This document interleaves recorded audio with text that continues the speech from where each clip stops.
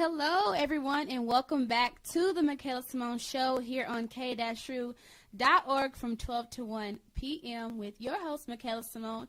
I hope you guys liked that first segment with Marquise Harris, my amazing husband. But it's time to try to turn the page here. And we're going to continue talking about walking in purpose, but this time it's going to be through an interview with someone who is amazing and who is doing things for the community with her own brand. And I'll just have her introduce herself and who she is. So tell us who you are. Who is Kharissa Forte? What do you do? Well, hey, girl. Hey. You know what? It's really funny because I know that we've chatted on Facebook and social media. Yes. But this is the first time that we're meeting in person. It really is? Yes, it is. It's so funny. It's so funny. So I'm Kharissa Forte. Thank you for having me on today. I say that I'm a writer, a creative, and an entrepreneur. That's what I am. That's what I do. I'm a wife, married to this awesome guy named Wesley Forte, who is a local educator, and he's doing some powerful things for our young black men in the community. That's good because we need that. Absolutely. Yeah. We need that. Yeah. So I was just kind of creeping on your website and Facebook and everything because I knew I've seen the Devout Life and all that before, and then the branding. So I want to kind of jump in and talk about because we're talking about walking in purpose today. Yes. And so my first question would be, because we mentioned on the first segment, just the importance of walking in your purpose, but not in someone else's. Because it's just you get blinded trying to walk into someone else's journey and path when God has created a path just for you. So tell our listeners, before we kind of jump into what you do, why is it important that people walk into their purpose? Oh my gosh, it's so important because I believe that everyone has a reason for being here. Everyone has a purpose. Everyone has a calling on their lives. And the thing is, sometimes we equate our calling to our career, but your calling and career may not always be one and the same. Sometimes it is, but usually your career is a catalyst for your calling as opposed to being the calling itself. And with what you're talking about with living in other people's dreams and whatnot, one of the things that I realized that I had to let go of was living for the little girl inside of me. Yes. And living for the little dreamer and the girl that wanted to be a news reporter and whatnot. Yes. And not even letting that little girl inside of me stop me from walking in my purpose. That's good. And so as you talk about that, I know you have the Devout Life. Yeah. And so I just saw that it is to help Christian women in business and to actually walk into their calling. So tell us a little bit about the Devout Life and where they can go to read more about it and just how this all came together. Absolutely. So you can go to therealkforte.com. Everything is on therealkforte.com. Facebook, Twitter, Instagram, everything is therealkforte. So the Devout Life actually came about. It was one of those things, like I was saying, where your career may not necessarily be your calling, but it's a catalyst for your calling. The Devout Life was actually birthed through K-Forte Branding and Communications.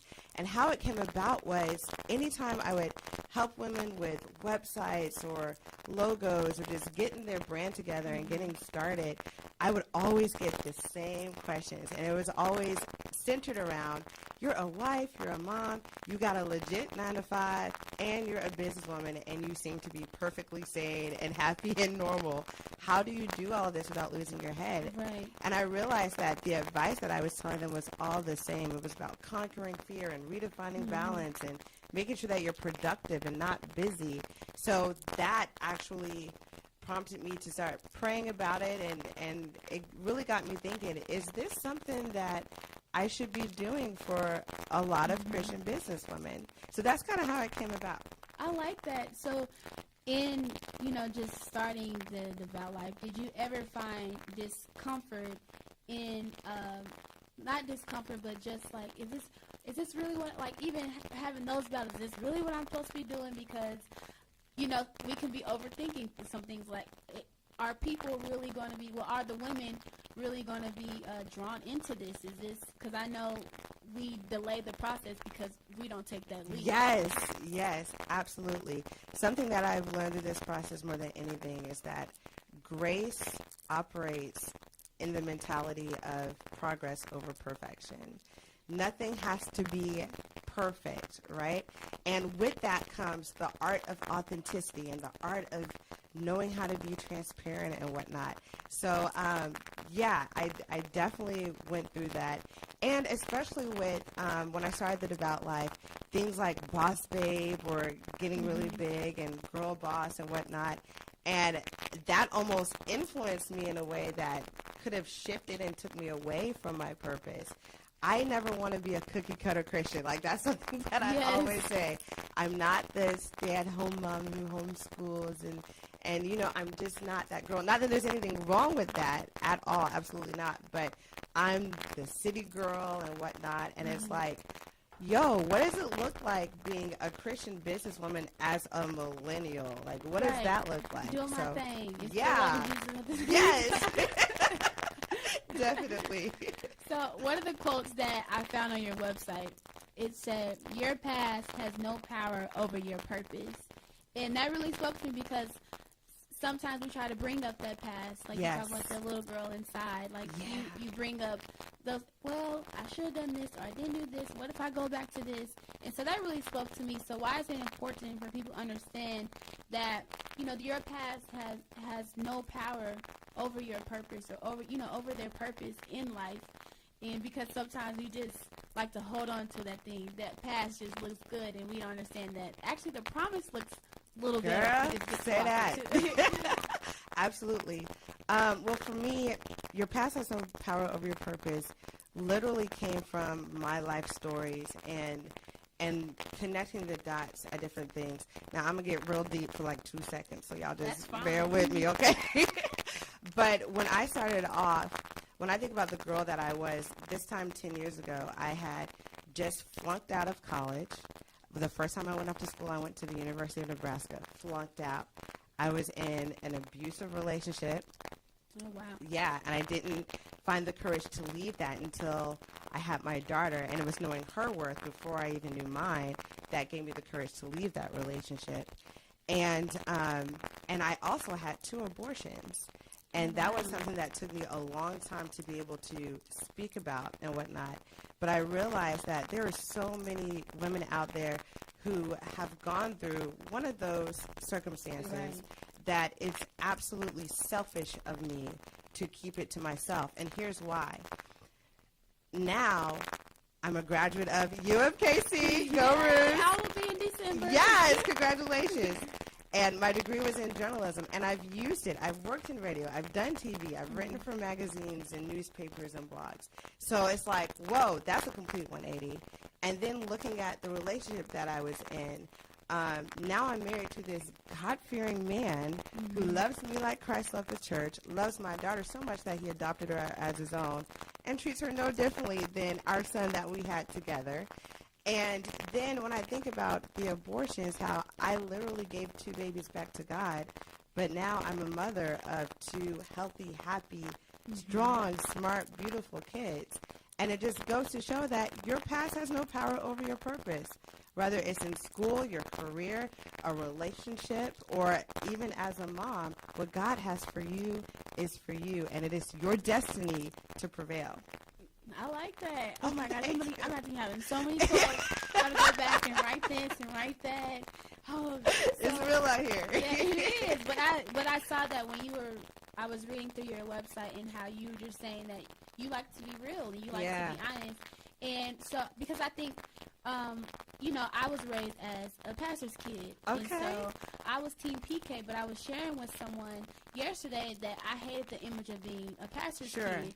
Because every time I try to go to a party or I try to go do stuff with my friend, what you doing here, PK? Shouldn't you be at church? Right. And so I hated that, but I realized that I was like, my parents wasn't forcing me to do it, but I was trying to basically hide my identity of, because your identity makes up who you are. I was a pastor's kid. I couldn't do anything about it. And so you try your best to try to just sugarcoat those things, say I'm not that, and I just remember just trying to hide those things. And so I think that also when we talk about purpose and identity come together, because people are like, well, what's my purpose in life? Well, a lot of people struggle with identity, especially millennials. I think millennials struggle with, okay, what is my identity? I'm going to church and I'm hanging with my church friends, but actually not stepping out and saying, okay, who really am I? Or somebody may have not even shown them of like your story. Maybe someone didn't have a moment where they were real and honest with them. And so do you find yourself, especially with coaching women and encouraging them, do you find yourself being just real and authentic to the point where it's like, wow, like you kind of look like, oh my gosh, did I just say that? But how it ministers to them, or even in a moment where you may say something that you may have been going through at the same time that they didn't know, but it still got them to their destiny, or got them out of what they were going through. Absolutely. Because I think sometimes we believe that, well, I can't minister to this person, or I can't really speak to this person, this woman, because I'm going through that right now. Right. And that's the time to be authentic and honest, not to say that I'm going through this right now, but you just, just find that voice. So how is that for you, especially when you're in the setting of coaching women, or just an experience you may have had? Sure, yeah. You know, like I was saying before, I think that there's an art to transparency, and we have to find that line between keeping it real and overshare. And this is something that, shameless plug, that I actually wrote about in this ebook that I had that's only $4.99 that you can get at therealkforte.com, called the Cultivation Series. And it's talking about cultivating the soil of your soul and the authenticity of your soul and things of that nature. And in that, I talk about how transparency is an art. You have to know what to share with who and with whom. And I think that, and when, with who and with whom, that's the same thing. What to share with whom and when to share it is what I meant to say. And in that, you have to realize that whether you're on a platform or not, you do not have to share every single iota of your business with people. You don't owe people your story per se. You do owe people in the sense of life lessons. And this is what I learned through in this experience. And I think that when we're actively going through the struggle, that's when our accountability partners and our sisters in Christ can stand alongside us and hold us up and help us get through that tunnel. There's light on the end of the tunnel, but you have to walk through that dark, nasty, stank tunnel to get to that light. So I think for me, in my experience, I'm always careful to share things that, number one, I know that I've healed from. Or that there was even if there's still pain there, or basically if it takes me back to a place of just complete breakdown, then I'm not healed. And my sharing that isn't really going to do anything for them. Right. But if it's something where it's like, oh, yeah, this is just a struggle that I'm going through, or I can relate to you on this matter, that's different. So I think that we have to be just very careful about what we share with whom and when. Is this a setting where I should be sharing this with someone that I'm coaching and pouring into, or is this something that I should share with someone like an accountability partner? So it's just good to keep those things in mind. And I think people confuse being transparent and then telling your business. Yes, ma'am. Especially on social media. You see it all the time. And, your heart goes out to people because, they may be thinking, oh, I'm just being transparent, open, but not realizing that they're not really healed from what they're going through. And so I think that's just amazing, just the what you pointed out, because we do find those times, especially when you're hurting. I mean, you don't realize how much you get to rambling then till you go home and like, wow, it all kind of comes back to you. You realize I'm not quite over that. And so, I mean, there still is a win in that, because you get to go home and realize, like, wow, I'm really not healed now. I can. And it just comes from, learning over time. And so I just think that was amazing. Well, I want to ask, because there's people listening like, oh, she's talking about Devout Life and just kind of Yeah. what that is. How can people register for the Devout Life or take your classes, or, well, women can? Yes, yes. And how can they get access to that? Definitely. So right now, enrollment is closed. However, you can still go to therealk4te.com and enter the site, and you can get on the waiting list. So you just, a little pop-up will come up, and it'll say, hey, just type in your email. We'll let you know when enrollment I put my opens up email in again. today. I saw that. I was like, look at my girl. That's what's up. I love it. Yeah, I put it in today. So with the Devout Life, who would you say was your biggest supporter that kind of like was that one that from the beginning until now? It's probably your husband, right? He's a huge part of that. He's definitely a huge part of that. But you know what? I'll also say that my mom is definitely a big part of that too. Monica Parker, hey girl, I love you. My mom, for as long as I can remember, has had a relationship with Christ. And she's someone who has been transparent about... Yeah, yeah. Yeah, she see it, she get it. You know what I mean? But she was actually the one that kind of pointed out, girl, like, you saying some deep stuff. And I've never really saw scriptures like that before. But you're not eisegeting either. You know what I mean? You're not taking it out of context or anything. So this is something that you definitely need to pray for and consider branching out into however God sees fit. Mm-hmm. So I think that her constant support and her constant just unconditional love and encouragement and me standing my word and growing and studying and whatnot. Shout out to moms. Absolutely. That played a huge role. Hashtag Black Moms. Yes.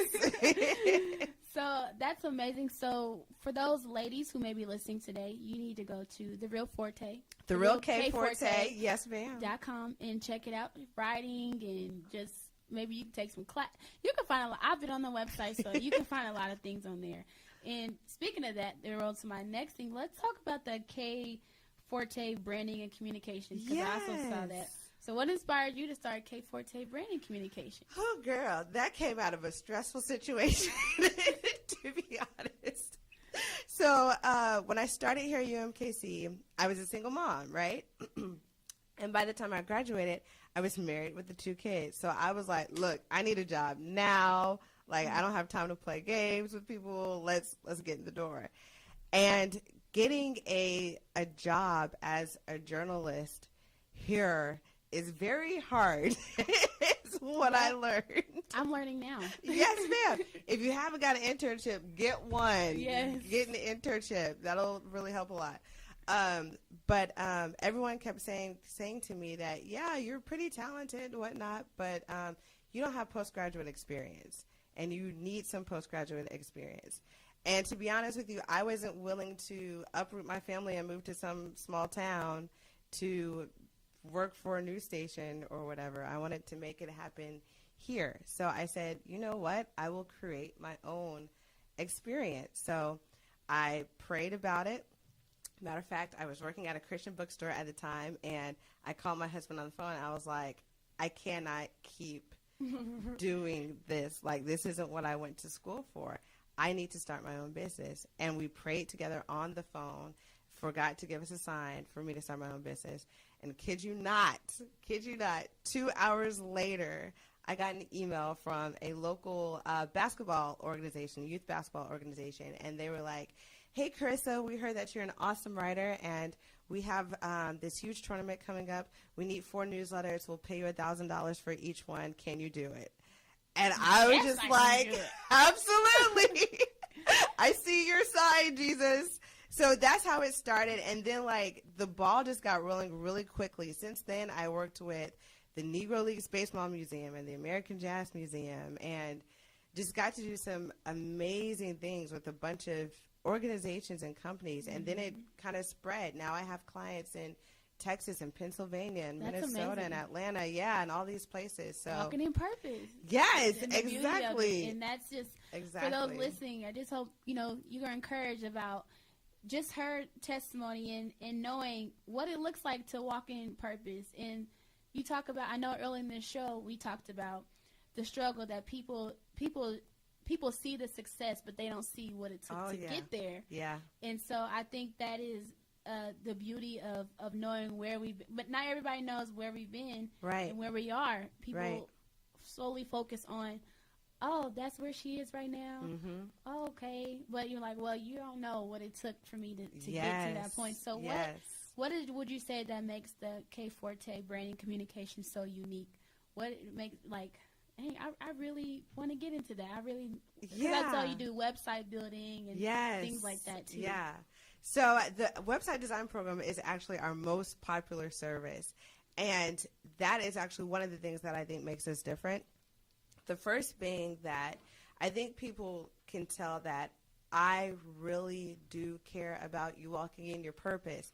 And my passion is literally and truly helping startup companies and whatnot just get going. Like, I love that hunger and that grind, and being able to help them make it is something I'm really passionate about. So there's that piece. And then with the website design program is actually a website design program. I don't just create a website and then throw you to the wolves. No, I'm going to create your website. That's phase one. And then phase two is I'm going to coach you on how to manage your website so that you can edit it and update it. Yeah. Because sorry, I didn't want to cut you off. No, you're good. I see people who have, and I believe that does what makes it unique, because people build websites, but they don't tell them how to manage it. Yeah. And I just think that's the cool thing that you just talked about, because there's so many people out there like, okay, got the website built, and then it never gets updated because they're right. Well, you got old clothes in stock that you don't even sell no more. You're like, yeah, I'm going to make sure you know how to check your inventory and all of that stuff. And then the last phase of it is, of course, launching the website, which is much deeper and intricate and nerdy. What people really realize is about not just getting your domain connected, but also making sure that your SEO is on point and that you're Google indexed and all of that good stuff, so that people can actually find this digital piece of real estate that you've acquired. So if somebody is listening today and thinking, I need a website, but I mean, I literally had a friend just trying to figure out how to build a website. I'm going to say now, Wix, I can't stand Wix. I cannot stand Wix.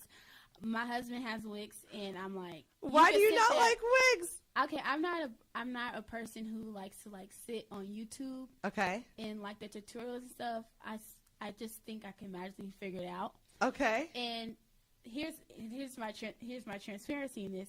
So I use Squarespace just like it's easier. It's easier, and I realized they don't have all the same things that Wix can come with. Right. And so I think that also ties into, I guess for me, like just being patient, especially because we talked about taking purpose a day at a time. Yes. And so when I want to build this website, I want to get it out there, and I used to be that person. Okay, it's done. I get out there. And so my husband came to the picture. He's like, "Is this really what you want? Is this really?" And I do have a website. I just haven't put it out there because it's not what I really want. Girl, we're gonna talk after this. So, we're gonna have to talk after it because it's like this is kind of not what I really want. Squarespace, give me some new features. I'm just kind of sitting there waiting. Like, are y'all gonna give some new features so I don't have to cut my domain? Well, not domain, but my billing off and all of that. And so, where could people, if like I said, if someone wanted to say, okay, I absolutely want a website, can they go on your site and book a... Absolutely, yeah. Okay. Yeah, go to therealkforte.com and you'll just click, there's actually a couple ways to get there. You can actually click K Forte Branding Communications and to learn more about, the company as itself.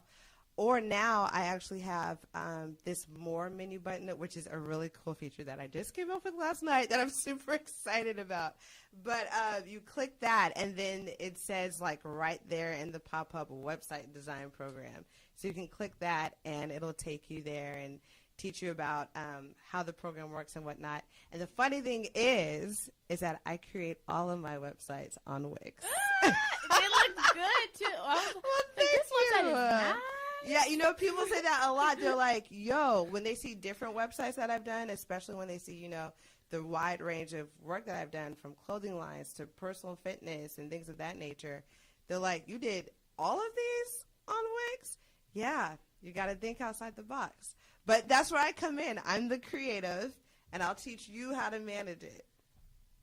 Yeah, now I'm thinking, like, now I'm reflecting on my website, like, dang, you can scroll one, you see nothing else. Like,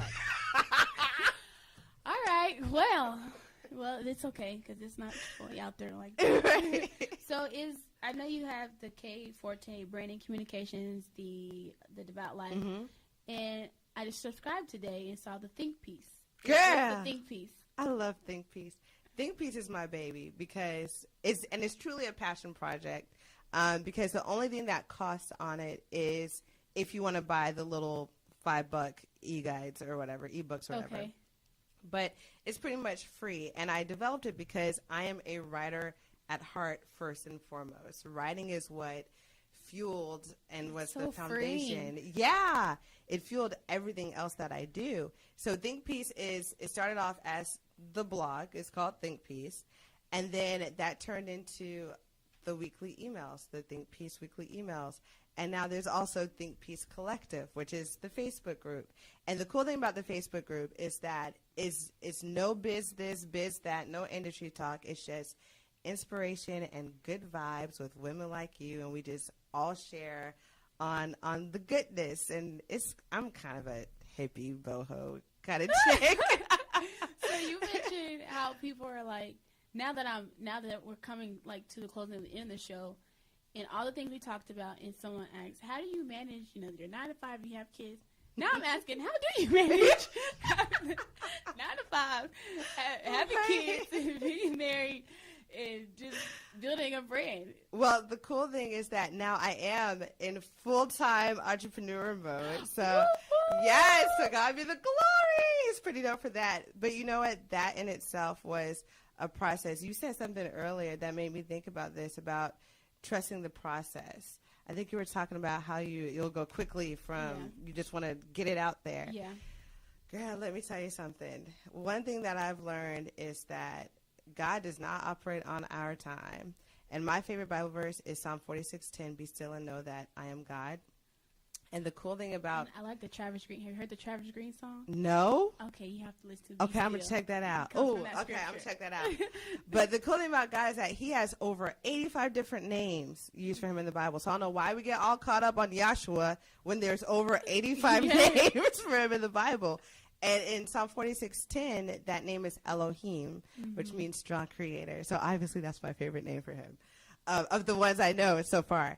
And it's the same name for him that's used in the story of creation, right? Makes sense. Strong creator, story of creation. Now, the cool thing about creation, the story of creation, is that we see God first create the environment, and then he creates the something or someone to govern that environment. So, like, for example, on day 1, he created night and day, but he didn't create the sun and moon until, like, day 4 or 5 or something like that. It's a process. Yeah, and that's because we read it so fast, though. The Bible says God created the sun and moon to govern night and day, not to be a source of lightness and darkness. And he does that throughout all of creation. He created the sky.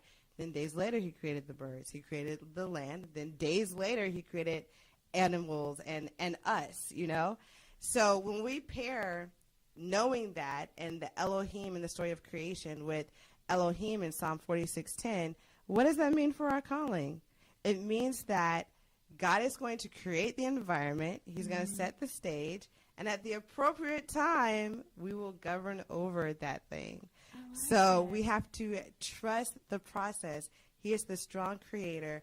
Respect that sacred space between when he put that vision in your heart and when he actually gives you instruction to bring it forward. Because there may be years in between there. But you just got to fast, pray, stay faithful, stay obedient. Didn't he? and didn't go to the promised land. They went. You didn't even They go. went. You didn't even get to go. Exactly.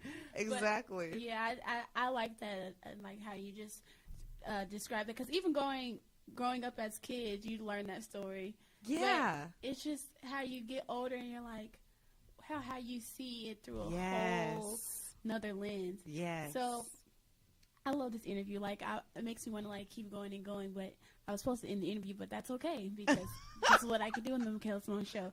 So, what advice would you? Because so I do Wisdom Wednesdays. I got it from Twitter because people tweet every single week. Yeah, and it trends every single week.